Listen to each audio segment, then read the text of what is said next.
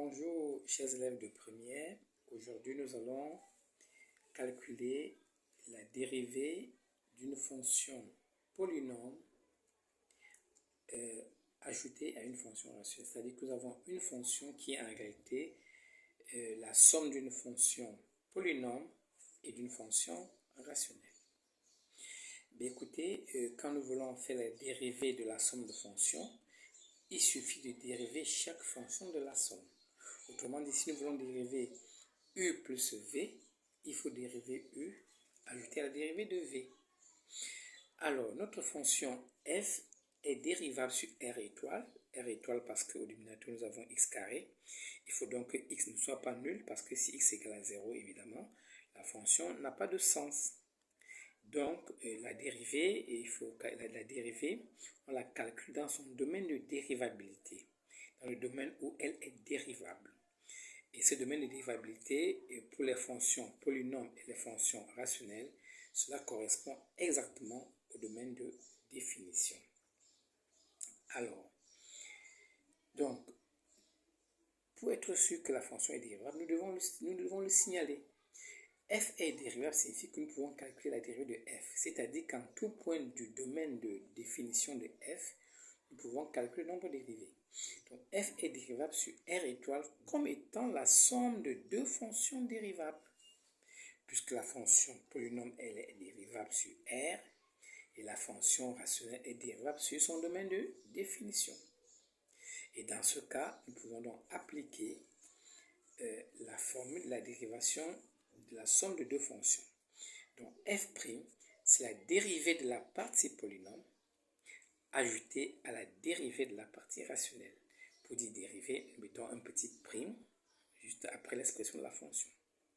Après, c'est les calculs. Dériver une fonction polynôme est rien de plus facile. La dérivée de x, c'est 1. Vous savez le faire assez aisément. Et ensuite, la dérivée d'une fonction rationnelle. Nous dérivons le numérateur quand on multiplie par le dénominateur. Et ensuite, nous dérivons le dénominateur quand on multiplie par le numérateur. Les deux termes séparés par le signe moins. Donc, nous dérivons le numérateur, donc on met prime ici, pour dire qu'on dérive le numérateur. On multiplie par le dénominateur, le moins qui les sépare. On dérive ensuite le dénominateur, donc le prime veut dire qu'on dérive le dénominateur, qu'on multiplie par le numérateur. Le tout divisé par le carré du dénominateur. C'est la formule. Le fameux u sur v', on va rappeler ici. On va rappeler u sur v', eh bien, c'est u' v moins v' u le tout sur v carré. C'est la grande formule de dérivation. Quand je vais dériver une fonction qui est sous la forme d'un quotient, j'applique cette formule. U sur v', c'est u' v moins v' u sur v carré. C'est donc ce que nous avons fait plus haut. Il ne nous reste plus qu'à faire donc les dérivés. Alors, allons-y.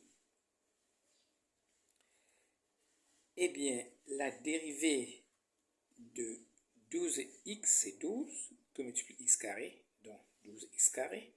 12 est la dérivée de 12x, comme multiplié par x carré, moins la dérivée de x carré, qui est 2x, que multiplie 12x plus 9, à développer tout simplement.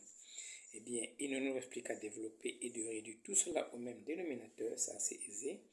Et on se rend compte qu'au numérateur, tous les termes sont en x. Donc, on peut mettre aisément x en facteur pour pouvoir simplifier.